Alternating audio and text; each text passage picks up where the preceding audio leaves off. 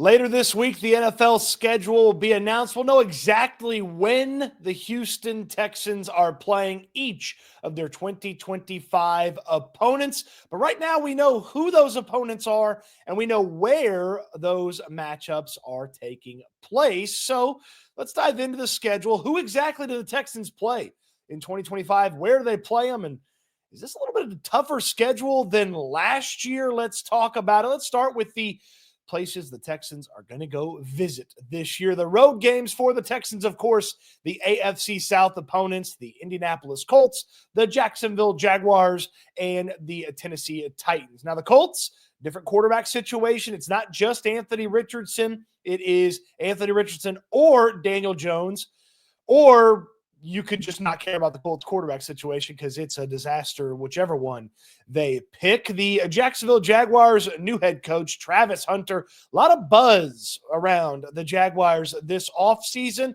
Could that be maybe, especially with the Azeez Al-Shire situation from last year, could that maybe be a Thursday night matchup for the Houston Texans and the Jacksonville Jaguars, a chance for Amazon early in the season to showcase Travis Hunter? Hey, the number one overall pick, Cam Ward, one of the least talked about number one overall picks, the Tennessee Titans have him, and, well, I don't think going to Nashville should worry you. But you look at the non-AFC South opponents that the Texans have in their road games this year, boy, what a tough schedule the Texans have away from NRG Stadium. You've got the Kansas City Chiefs. Obviously, we all know how good the Kansas City Chiefs have been. The Texans last year, 2 cracks at Kansas City in Arrowhead, 0 for 2. They'll get another shot at them this year. The Los Angeles Chargers hosting the Texans in 2025. We all know what the Texans did to the Chargers in the playoff game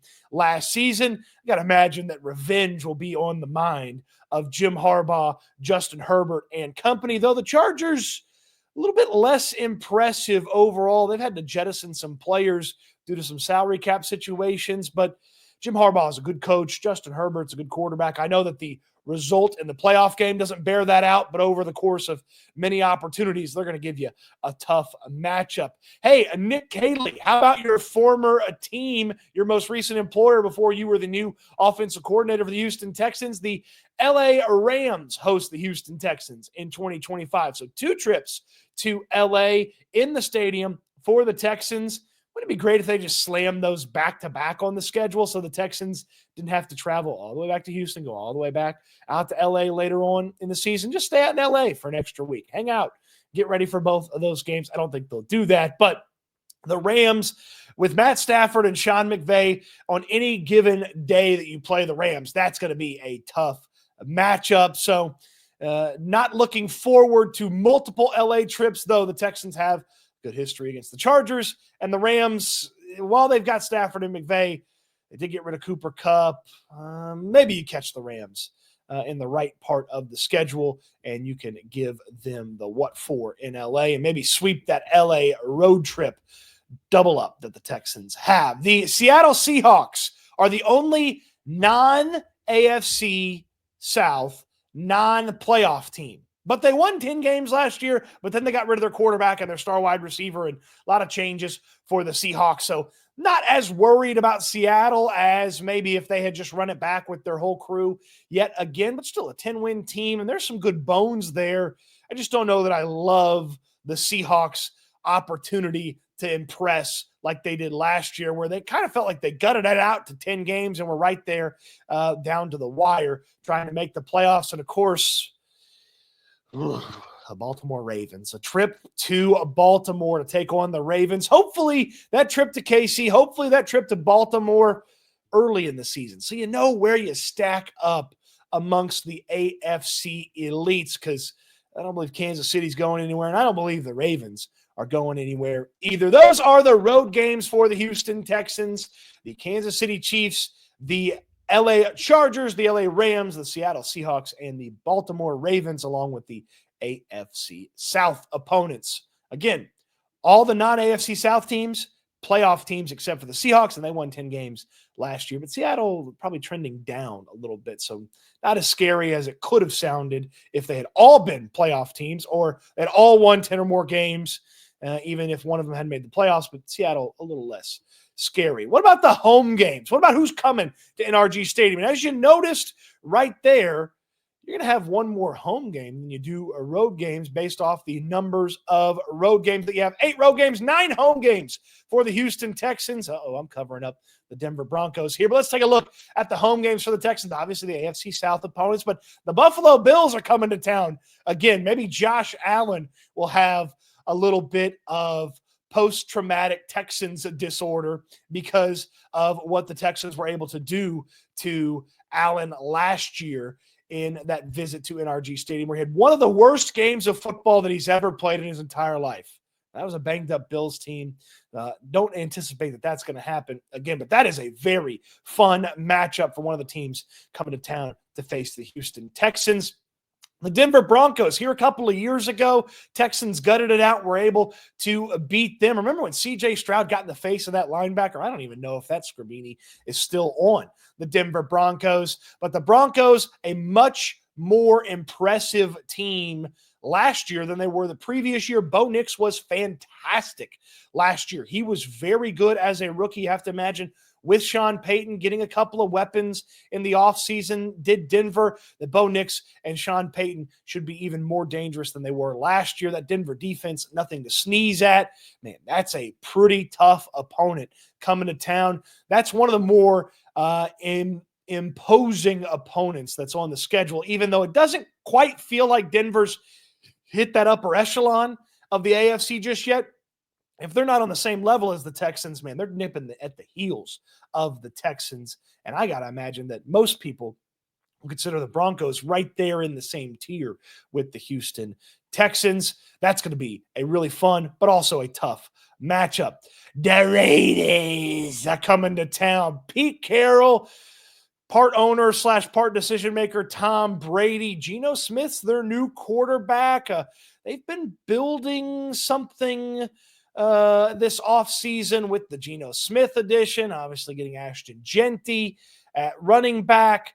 There's a little juice to that offense. Brock Bowers is a really impressive player. He was awesome last year, but the Raiders are not some fearsome, scary team that you have to account for in your schedule, but you also don't want them to sneak up and bite you, depending on where that game is placed. Maybe if it's sandwiched between 2 bigger games, it might have a little bit more meaning, but not super worried or scared about the Raiders when they're coming to NRG Stadium. Though a lot of their fans will be here. It feels like there's Raiders fans everywhere, and they do travel pretty well as well. The Arizona Cardinals, Kyler Murray and the Cardinals, of course. A couple of years ago, Kyler Murray was in town. C.J. Stroud had a decent day. The Texans were able to take care of the Cardinals a couple of years ago. They're coming back to town here. And Jonathan Gannon's defense, the head coach of the Cardinals, so not as bad as you think. And the offense, they got some growing and some learning and some maybes that they have to answer over there. But that defense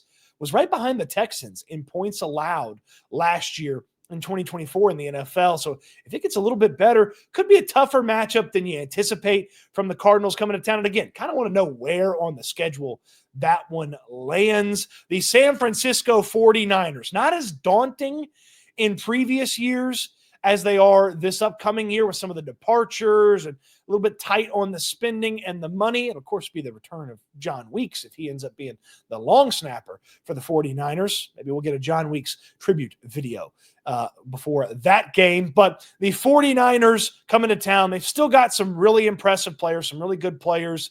If Christian McCaffrey's healthy, obviously they're way more dangerous. If he's not healthy, let's see. But DeMeco Ryans versus Kyle Shanahan, the guy that he used to coach for, that's a fun matchup. And 49ers fans, they're all over the country. Could be a pretty big presence when the Niners are in town. The final home game, the Tampa Bay Buccaneers. Remember C.J. Stroud versus the Buccaneers a couple of years ago? Boy, wasn't that fun. Tank Dell down the sideline with just a few minutes left. Tank Dell in the end zone. to win it, a back and forth affair between Stroud and Baker Mayfield. It could be a similar thing. The Buccaneers a little iffy on defense compared to what they were a little bit while ago. The Texans much better on defense than 2 years ago. Stroud's got to have a bounce back offensive performance from his 2024 season in 2025 to replicate that tit for tat that he and Baker Mayfield had. But a lot of offense over there in Tampa. Should be a lot of offense for the Houston Texans. That's one of the most fun games on the schedule. And I'm actually most excited about the Buccaneers coming to town because that is a team that showing up a couple of years ago, obviously didn't quite go their way. They're going to want a little bit of revenge for that. Baker Mayfield was really good last year. Let's see if he can build on it. Obviously, all the offensive talent, Mike Evans and Bucky Irving, Chris Godwin. If it's later in the season, Godwin should be healthy. Emeka Egbuka on that team as well. Pretty good offensive line. I like that Buccaneers matchup. That's an underrated, fun game on the schedule for the Houston Texans. And again, you look at it. Buffalo Bills were a playoff team last year. Denver Broncos were a playoff team last year. Tampa Bay Buccaneers were a playoff team last year. You add those in with the road playoff teams, the road games against former playoff teams. Man, you got Tampa, you got Denver, you got Buffalo, you got Kansas City, LA, other LA, and Baltimore. Woo, man, look at the playoff opponents from 2024 on the 2025 schedule for the Houston Texans. So that's who they're playing. That's where they're playing them. Of course, there's a chance the international games sneak in there. The Jaguars have a chance to play internationally against the Texans. I think the Chargers do as well. But it seems unlikely there's going to be too much international stuff for the Texans. Of course, we'd love to see that bye week for the Texans somewhere in the middle or a little bit earlier in the season. It was way late and maybe even too late for the Texans last year. I know the Texans didn't love having that bye week late in the year like they did last year. What do you think? What do you think of the Texans' opponents on the road and at home in 2025? Did I maybe overrate some of those opponents? Kind of looks like a tough schedule to me. Tough schedule to you? Let me know in the comment section down below. On your way down there, thumbs up on the video. Subscribe to the channel if you haven't already. Don't forget myself and Landry Locker, SNL, each and every weekday at 4 p.m. You don't want to miss out on that. Appreciate you watching the video. I hope you enjoyed it, and I can't wait until we talk about when these games are happening and what channel they're all going to be on later this week. And I can't wait until we talk Texans again soon.